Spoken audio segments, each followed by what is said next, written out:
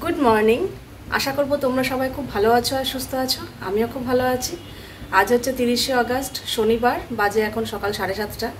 আমি সকালবেলা 6:30টার সময় ঘুম থেকে উঠেছি। উঠে ফ্রেশ হয়ে বাইরেটা ঝাড় দিয়ে বাইরেটা আজকে ঝাড় দিতে গিয়ে দেখছি আমার দরজার একদম দুয়ারে, মানে দুয়ারে বলতে বাইরের দিকে না, আমার ঘরের দিকে এই আমার পাশের ফ্ল্যাটের কুকুরটা টয়লেট করে রেখেছে। এবার কখন করে রেখেছে জানি না, মনে হচ্ছে তো দেখে আগেরই করা, মানে রাতেরই করা। তো এমনভাবে করেছে টয়লেটটা, মানে কী বলবো। আর কুকুর তো কীভাবে টয়লেট করে জানোই, একদম দরজার মধ্যে করেছে, দরজা বেয়ে একদম ঘরের ভেতরে। তো কী করবো, বাইরেটা ঝাড় দিলাম, দিয়ে তারপরে ফিনাইল দিয়ে ভালো করে ওই জায়গাটা মুছলাম। মুছে টুছে চলে যাচ্ছিলাম, তারপর ভাবলাম না, এই দরজাটা মানে আমার এই যে দরজাটা, এটা তো আমার মেন দরজা। তো দেখলাম কি একটু নোংরাই হয়েছে, ওটা ঝাড়লে না ঠিক যায় না। তো ভালো করে একটু ভেজা কাপড় দিয়ে পুরো দরজাটা মুছলাম, বাইরেটা ভেতরটা। এখন দরজাটা বেশ পরিষ্কার চকচক করছে। যাক, সকালবেলা এই সমস্ত কাজকর্ম করলাম করে, আর কুকুরের টয়লেটের গন্ধ তো জানোই, মানে সহ্য করা যায় না আর কি। তো তারপরে হাত মুখ ধুয়ে ভালো করে জামা কাপড় ছেড়ে এই এখন ফ্রেশ হয়ে ওই ঘরে বিছানা পরিষ্কার হয়ে গেছে। এখন এসেছি আমার জন্য চা করতে। এই যে চা বসিয়েছি, চাটা খেতে বসবো। খেয়ে তারপরে আমার ইউটিউবের কাজ কিছুটা বাকি আছে, ওটা কমপ্লিট করে তাতানের আবার আজকে সকালবেলা পড়া আছে। ও এমনি জল বিস্কুট খেয়ে পড়তে চলে যাবে, এসে জলখাবার খাবে, কাজে জলখাবারও বানাতে হবে। কি করব জানি না, দেখা যাক পরে। তো চলো এখন থেকে আজকের দিনটা শুরু করি, দেখতে থাকো, আশা করছি তোমাদের ভালো লাগবে। সকালবেলা ঘুম থেকে ওঠার পর মোটামুটি আমার কাজকর্ম সারতে 1 ঘন্টার মতো সময় লাগে। তো এই 1 ঘন্টা পর আমি 1 কাপ গরম গরম চা নিয়ে সাথে বিস্কুট নিয়ে যে বসি, ম্যাক্সিমাম একাই বসি, ইন্দ্র খুব কমই থাকে। তো বসে বসে একা একা একটু প্রকৃতি থেকে একটু এনার্জি সঞ্চয় করি সারাদিনের জন্য। আর সারাদিন কোনটার পর কোনটায় কী কী কাজ করব সেগুলোও একটা রুটিন সেট করে ফেলি, যে হ্যাঁ এখন উঠে এটা করব, ওটা করব, ওটার পর এটা করব, ওটার পর এটা করব, মানে সারাদিনের কাজকর্মের একটা রুটিন এই সময় বসে বসেই আমি সেট করে ফেলি। তারপর একটু মোবাইলটা ঘাটাঘাটি করি। ওই মোট আমি 15 থেকে 20 মিনিট এই চা খাওয়ার পেছনে সময় দিই।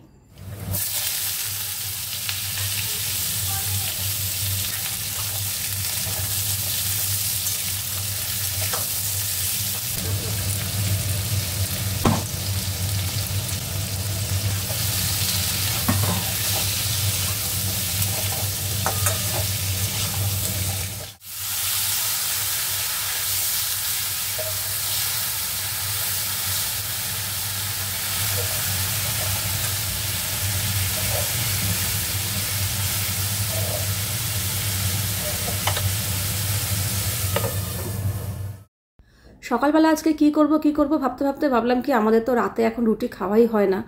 তো এই কথা তোমাদের আরও অনেকবার বলেছি, আগেও বলেছি, যে এই জন্য চেষ্টা করি সকালবেলাটা রুটি করার, কিন্তু রুটির সাথে কি খাবো সেটাই হয়ে যায় সমস্যা। আগে কি করতাম, কিছু না থাকলে না ডিম করে নিতাম। আমি ডিমের পোস্ট দিয়ে, তাতানো ডিমের পোস্ট দিয়ে এগুলো খেয়ে নিতাম, কিন্তু এখন তো তাতান ডিম খায় না, কাজেই ওর জন্য তো কিছুটা করতেই হবে। তো তাই জন্য আগের দিন রাত্রের কিছু থাকলে সুবিধা হয়, কিন্তু রাত্রেবেলা না থাকলে ভাবি যে কী করব। তো অনেক দিন বাদে ভাবলাম কি একটু রুটি আর আলুর তরকারি খাই। আগে না, আমার বিয়ের আগে বাপের বাড়িতে ম্যাক্সিমাম দিনই, মাঝে মাঝে এটা সেটা হতো, ম্যাক্সিমাম দিনই না রুটি আলুর তরকারি এটাই আমাদের ডিনার থাকতো আর কি। তো আমার ওটা খুব ভালো লাগতো। তখন হয়তো অত গুরুত্ব দিতাম কিনা মনে নেই, কিন্তু এখন খুব মিস করি ওটা, কারণ এখানে রুটি আলুর তরকারি খাওয়াই হয় না, তোমরা তো দেখেইছো। আর তাতানো হয়েছে একদম ওর বাবার মতো, মানে তৈরি হচ্ছে আস্তে আস্তে। রুটি আলুর তরকারি খেতেই চায় না। রুটি খাবে, রুটি খেতে না করে না, কিন্তু আলুর তরকারি দিয়ে রুটি খাবে না, বলে অন্য কিছু দাও। আর যদি আলুর তরকারি করতে হয় তাহলে আমাকে একটু অল্প করে তেলে পরোটা ভেজে দাও।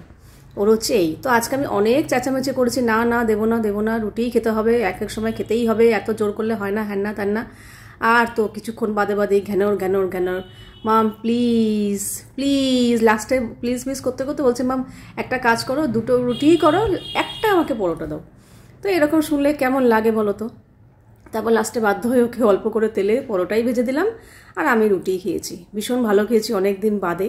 আর আমাদের বাড়িতে মা আগে এরকম মাঝে মাঝে না পেঁয়াজ দিয়ে আলুর তরকারি করতো, তো সেটাই করলাম। ইন্দ্র আবার এটা পছন্দ করে না, ও শুধু কালো জিরে ফোড়ন দিয়ে আলুর তরকারি পছন্দ করে, আর তার সাথে পরোটা কিংবা লুচি। কিন্তু আজকে রুটির সাথে আমি একটু পেঁয়াজ দিয়ে করলাম, কিন্তু তাতানের ভালো লাগেনি। তখনই বুঝলাম তাতানের ভালো লাগবে কি করে, জিভটা তো একদম দিন দিন বাবার মতোই হয়ে যাচ্ছে টেস্ট আর কি।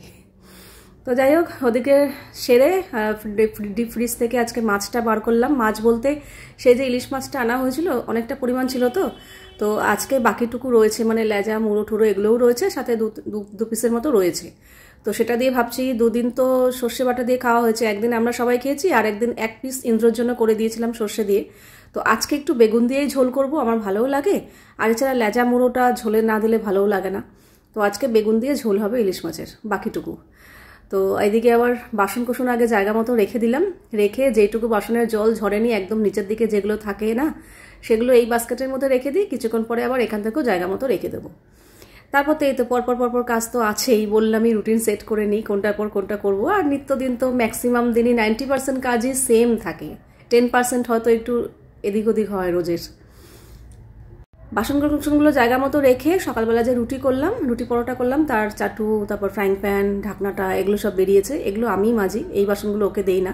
এদিকে আবার তোজো এসছে, তোজো মাঝে মাঝে আসে, কিন্তু আমার কাজের ফাঁকে কিংবা যে কোনো কারণে ভিডিও শ্যুট করা হয় না।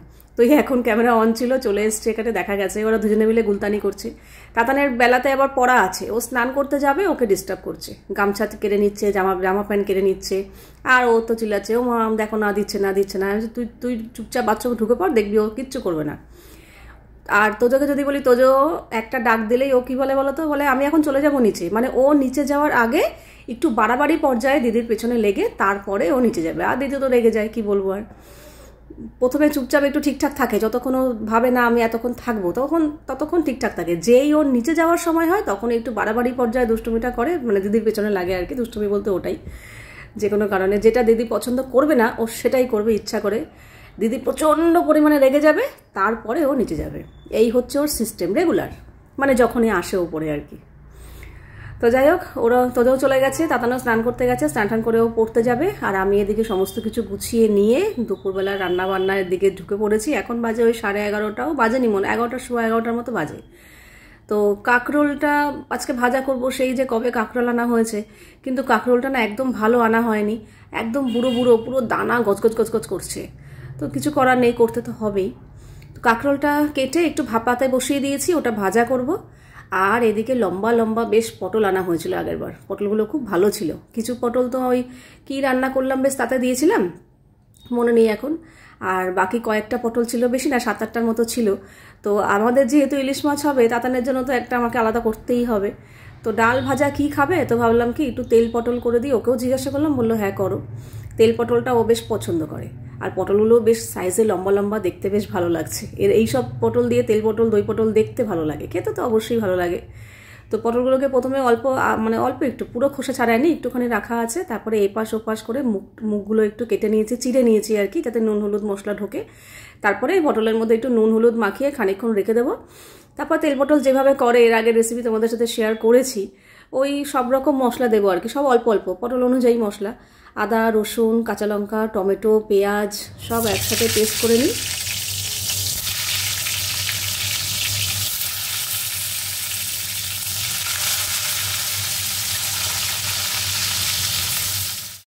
তারপর পটলগুলো একটু হালকা ভেজে তুলে নিই। তারপরে এই যে মশলাটা, এই মশলাটা পেস্ট মশলাটা তো দিয়েছি, তার মধ্যে কিছু গুঁড়ো মশলা দিয়েছি, যেমন জিরের গুঁড়ো, ধনের গুঁড়ো, হলুদ গুঁড়ো, লঙ্কার গুঁড়ো দিয়ে মশলাটা ভালো করে কষিয়ে নিয়েছি। স্বাদ মতো নুন আর সামান্য একটু চিনি দিয়েছি।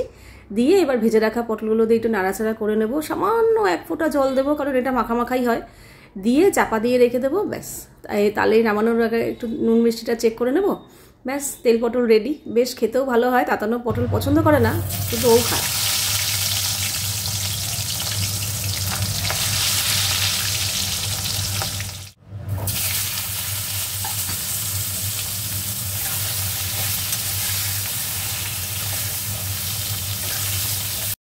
তো এদিকে রান্নাবান্না বসিয়ে দিয়েছি, ইলিশ মাছটা হচ্ছে।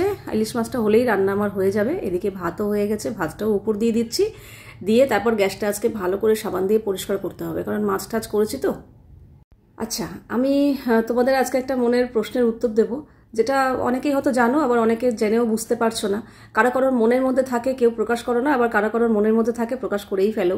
তো যাই হোক, সেই কনফিউশনটা আজকে আমি ক্লিয়ার করে দিচ্ছি। সেটা হলো, তোমাদের মধ্যে একজন কমেন্ট করেছো, সেখানে অনেকগুলো লাইক পড়েছে, তার মানে অনেকেরই মনের কথা সেটা হচ্ছে আমাদের এক টোটো চালকের পরিবারের জীবনযাত্রা এরকম হতে পারে না। তার টোটো চালকের পরিবারের জীবনযাত্রার সাথে আমাদের পরিবারের জীবনযাত্রার একদমই মেলে না, মানে লাইফস্টাইল মেলে না আর কি। আমাদের যেভাবে আমরা স্ট্যান্ডার্ড মেনটেন করছি, সমস্ত কিছু মেনটেন করছি, সেটা কি করে সম্ভব? তো দেখো, তোমাদের ভুললে কিন্তু চলবে না, কারণ আমাদের কিন্তু একার ইনকামে সংসার চলে না। আমারও কিন্তু ইনকাম রয়েছে। হ্যাঁ, এটা ঠিকই বলেছো, শুধু একজনের ওপর ইনকাম থাকলে কিন্তু আমরা এইভাবে চলাফেরা করতে পারতাম না, সম্ভবই হতো না। কিন্তু তোমাদের ভালোবাসায় আমি একটু কিছু হলেও মাস গেলে রোজগার করি, যেটার দ্বারা আমাদের শখ আহ্লাদগুলো, স্বপ্নগুলো পূরণ হয়, ইচ্ছেগুলো পূরণ করতে আমি সক্ষম হই। দেখো, ওর ইনকামে সংসার চলে, এটা আগেও বলেছি, আর আমার ইনকামে এক্সট্রা যে শখ আহ্লাদগুলো সেগুলো মেটে। আজকেও না গ্যাসটা বেশ ভালো করে ডিপ ক্লিন করলাম, পুরো সাবান দিয়ে পরিষ্কার করলাম, মাছ টাছ করেছি তো রান্নাঘর এখানে পুরো পরিষ্কার। আর এখানে রান্নাবান্নাও সব নিয়ে এসেছি। আজকে তাতানের জন্য হয়েছে কাঁকরোল ভাজা, এটা আমাদেরও, আর ওর জন্য করেছি তেল পটলটা আগেরবারও ভালো খেয়েছিল, কারণ আমাদের সব আমিষ রান্না আছে। এই যে কালকের কচুরলতি ছিল, ওটা একটু গরম করলাম, মাছের ডিম আলাদা করে ভেজেছি, ইলিশ মাছের, আর এই হচ্ছে বেগুন দিয়ে ইলিশ মাছের ঝোল। এই হচ্ছে আমাদের রান্নাবান্না। তাতানের জন্য এখন আমাকে আলাদা করে রান্না করতে। তো চলো, ওদিকে রান্নাবান্না সেরে গ্যাসের জায়গাটা পরিষ্কার করে ফেলেছি। ইন্দ্র এখনও খেতে বসেনি, ও স্নান টান করে বসলো, বলে একটু পরে খাচ্ছি। আর আমি এদিকে ভাবলাম হাতে যখন আমার একটু সময় আছে, এখন ওই 1:30টার মতো বাজে, তো ফ্রিজটা একটু পরিষ্কার করি। এমনিতেও ফ্রিজটা ফাঁকা হয়েছে, মানে সপ্তাহের শেষ, কাজেই সবজি টবজি সবই মোটামুটি ফাঁকা, কিছুই নেই। আবার বাজার করতে হবে, আবার ভরে যাবে। তো আবার যদি বাজার করে আনি, ফ্রিজটা ভরে যাবে, তখন পরিষ্কার করা ঝামেলা, মানে সমস্ত জিনিসপত্র টেনে টুনে বার করো, আবার পরিষ্কার করো। তো ভাবলাম ফাঁকা যখন হয়েছে, হাতেও সময় আছে, তো ফ্রিজটা একটু পরিষ্কার করি। এমনিতে খুব একটা নোংরা হয়নি, কিন্তু ওই ওপর দিয়ে একটু পরিষ্কার করছি আর কি। ভেজিটেবিল বাস্কেট যেটা আছে সেটা বার করে ওখানে ভালো করে ধুয়ে একটু জল দিয়ে ওপর দিয়ে রেখেছি। আর এই ভেজিটেবিল বাস্কেটের যে নিচটা, এখানটাই বেশি নোংরা হয়, কারণ ওপর থেকে যা কিছু পরে সব তো নিচে এসেই জমা হয়। ওটা পরিষ্কার করে তারপরে এই ট্রেগুলো যেগুলো আছে সেগুলো খুলবো না, দেখলাম খোলার কিছু প্রয়োজন নেই, খুব একটা নোংরা হয়নি, ওপর দিয়েই পরিষ্কার করলাম। আর এছাড়া আমার এই ট্রেগুলোর ওপরে না ম্যাট পাতা আছে, তো তাই জন্য সুবিধা হয়, ম্যাটটা পরিষ্কার করে মুছে দিলেই হয়ে যায়। কিন্তু এই ট্রেটা একটু বড়, তো তাই জন্য তুলে একটু পরিষ্কার করলাম। আর এই ম্যাটগুলোরও না কালার ফেড হয়ে গেছে, ভেতরে থেকে কী করে কালার ফেড হলো ফেড হলো বুঝতে পারলাম না। আমার মনে হয় বাটি বাসন রাখা হয়, তো সেগুলোর ঘষায় কালারটা হয়ে গেছে। তো যাই হোক, যেটুকু নোংরা ঠোংরা হয়েছিল ওপর দিয়ে পরিষ্কার করে দিলাম। ফ্রিজটা বন্ধ করেই পরিষ্কার করেছি, আর ফ্রিজটা ফাঁকাই ছিল, খুব একটা বেশি কিছু ছিল না, যার জন্য পরিষ্কার করতে সুবিধা হলো। আর ডোরের দিকটা দেখলাম, ডোরের দিকটা খুব একটা নোংরা হয়নি, সেরকম ঠিকই আছে। বেশি তো নোংরা হয় যেখানে খাবার সবজি রাখা হয় সেই জায়গাটাই না। তো পরিষ্কার করে নেব, তারপরে ওদেরকে খেতে দেবো, দিয়ে তারপরে আমি যাব স্নান করতে। যেই প্রসঙ্গ নিয়ে কথা বলছিলাম যে আমাদের লাইফস্টাইল এইভাবে আমরা কি করে চলি, তো তোমাদেরকে তো বললামই, আমাদের দুজনের সহযোগিতায় কিন্তু আমাদের লাইফস্টাইলটা এইভাবে চলে। ও প্রাণপণ চেষ্টা করে সারাটা দিন যাতে সংসারটা ঠিকঠাক মতো চলে আর কি। নর্মাল মানুষ মানে যেইভাবে পরিশ্রম করে, ওর পরিশ্রমটা একটু বেশি বলতে পারো। আর এখন যেহেতু 2খানা টোটো হয়েছে, পরিশ্রমের পরিমাণ আরও বাড়িয়ে দিয়েছে, সেটা তোমাদেরকে আরও বলেওছি, মানে সময় আর কি। 2টো টোটো, তোমাদের প্রশ্ন আছে একজনের যে 2টো টোটো কে চালায়, অন্য লোককে দিয়েছো নাকি? না, ওই চালায়। আগে কি হতো, একটা টোটো ছিল, তো চার্জের ব্যাপার হতো, চার্জ শেষ হয়ে যেত, যার জন্য ও চাইলেও কাজ করতে পারতো না। চার্জ দিতে হবে, চার্জ হবে, তারপর আবার বেরোতে হবে। কিন্তু এখন তো আর সেই ব্যাপারটা নেই, একটা চার্জ শেষ হয়ে গেলে আরেকটা গাড়ি রেডি থাকে যে না, ও নিয়ে বেরোতে পারবে। তো এই বেলায় একটা চালায়, তো ও বেলা আরেকটা চালায়, যেটা আগে সম্ভব হতো না, ও চাইলেও পারতো না, কারণ চার্জ ফুরিয়ে যেত একটা গাড়ি। তো এখন যেহেতু 2টো আছে, কাজেই পরিশ্রমের পরিমাণটাও বাড়িয়েছে, আর পরিশ্রম বাড়ানো মানে স্বাভাবিকভাবেই ইনকামও আগের থেকে সামান্য হলেও কিছুটা বেড়েছে। আর এটাই আমাদের উদ্দেশ্য ছিল আর কি।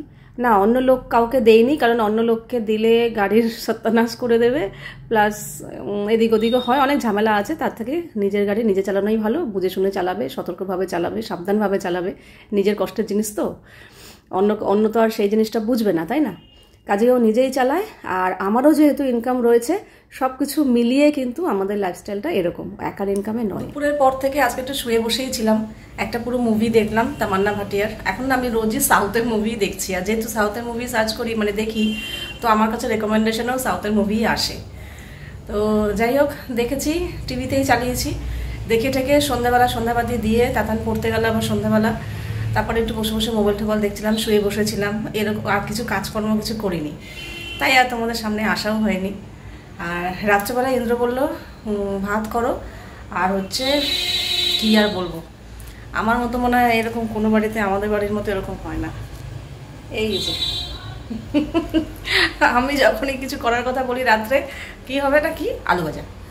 আর শুধু একা না, মানে না ভোট বেশি, তো ভোটটা তো ওইদিকেই বেশি। বাবা মেয়ের দুজনেই আলু ভাজা এত পছন্দ করে, আমার মানে বিরক্ত লাগে এখন। যাই হোক, কিছু করার নেই। আলু ভাজা প্রথমে বলেছিল আলু সিদ্ধ ডাল সিদ্ধ এরকম ঘি দিয়ে খাবে, পরে বললো কি ওইসব সিদ্ধ বিদ্ধ কিছু করতে হবে না, আলু ভাজা দিয়ে ঘি দিয়ে খাবো। তা ঠিক আছে, আর করতে কি। ওখানে ভাত অলরেডি আমি বসিয়ে দিয়েছি, আলু কাটা হয়ে গেছে, কড়াই রেডি, এখন শুধু আলুটা ভাজা বসাবো। আর ইন্দ্র এখন গেছে নিচে মার ঘরে, আর তাতানো পড়ার থেকে চলে এসছে, এখন রাত হয়ে গেছে, কটা 9টার মতো বাজে মনে হয়। সারা সন্ধ্যা আর আসেনি, সেই দুপুরের পর আবার এই এখন এলো।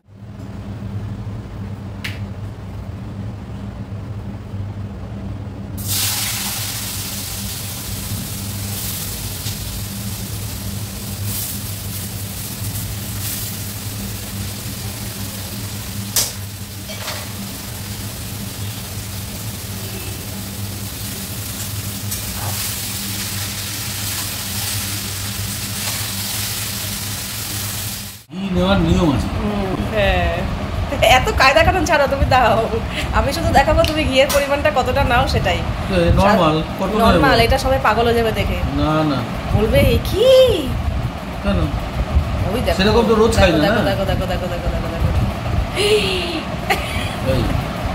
এই তো ডাল মনে হচ্ছে, ডাল দিয়ে ভাত খাবে। তুমি এরকম নজর দিও না তো। নজর, আজকে আমি নজর দিলাম, এবার দেখবে কালকে কমেন্টে কি আসে। দাদার ঘিয়ের পরিমাণ দারুণ। খাই অল্প, এমন না যে রোজ খাই। ঘি ভাত রোজ খাই না না না।